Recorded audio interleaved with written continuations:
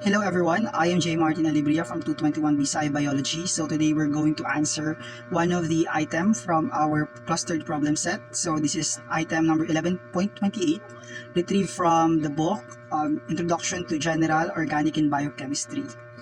So for item number 11.28, we have to determine the IUPAC name of each alkanes and cycloalkanes. So you see that compounds ABC are alkanes while DEF are cycloalkanes. So we're going to answer them one by one. Okay, so for alkane, letter A, we see that there is one long chain of carbon and there are 5 carbons in this chain. So we can say that this is a pentane. The next thing that we're going to do is to number each carbon. So to properly number each carbon, we have to look at both ends of the carbon chain. We see that our methyl substituent is nearest on the left carbon. Okay, so we're going to start numbering on the left. Okay, so our leftmost is our first carbon, followed by the second, third, fourth, and the fifth. Okay, so looking at the numbers, we're going to observe that our methyl substituent is bonded on the second carbon. Hence, we can say that this is 2-methyl pentane. Okay, next.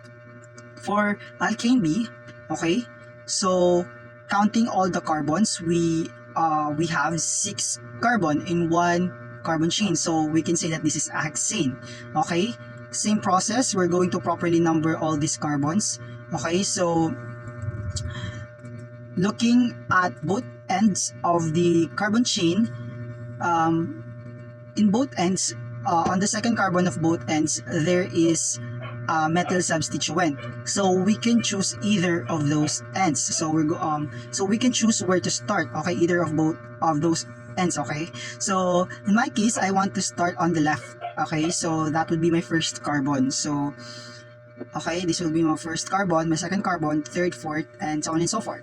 So looking at the carbons, okay, and the number, we see that on the second carbon and on the fifth carbon, there are methyl substituents, okay, bonded. So we can say that the IUPAC name of this alkane is 2,5, and since we have 2-methyl, this is a dimethyl, okay, hexane. So it is a 2,5-dimethyl hexane.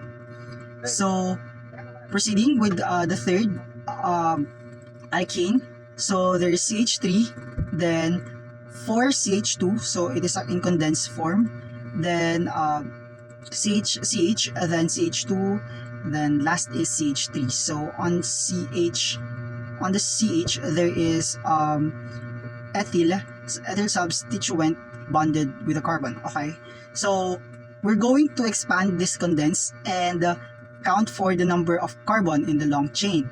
Okay, counting all the carbons, there are 8 carbons, okay, in this alkane, hence it is an octane. Next, we're going to, okay, properly number again our alkane, and since on the rightmost our ethyl substituent is the nearest on the right, okay, so we're going to start numbering our carbons from the right. Okay, so on the third carbon, the ethyl substituent is bonded, so we're going to name this alkane as 3-ethyl octane. Next, for cycloalkane D, okay, there is 6 carbon in one benzene ring. Okay, hence this is cyclohexane. Then, to properly name our cycloalkane, we're going to look for the alphabetical order of our substituent.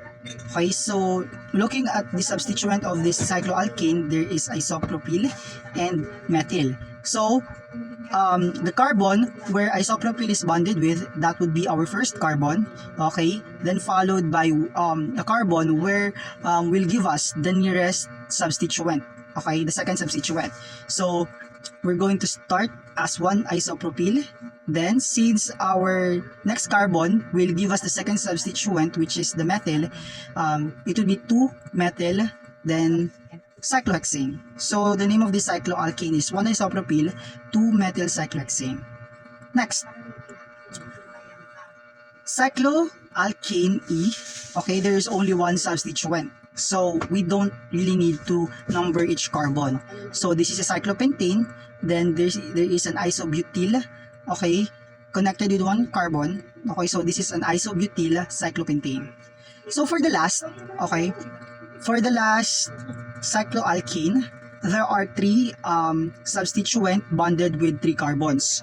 So we have to determine what are these substituent bonded with carbons, okay, with each carbon. So I see that there is an ethyl and two methyl bonded with carbons. So okay, we have to say that the ethyl would be our first the carbon bonded with our ethyl is our first carbon, okay, then the nearest carbon that will give us the substituent, okay, it would be 2, second carbon, okay, so then so on and so forth, okay. So after that, after proper numbering, we can see that the name of our cycloalkane is 1-ethyl, then dash 2, the 2 for methyl, dimethyl, since there are 2 methyl, okay, then cyclohexane.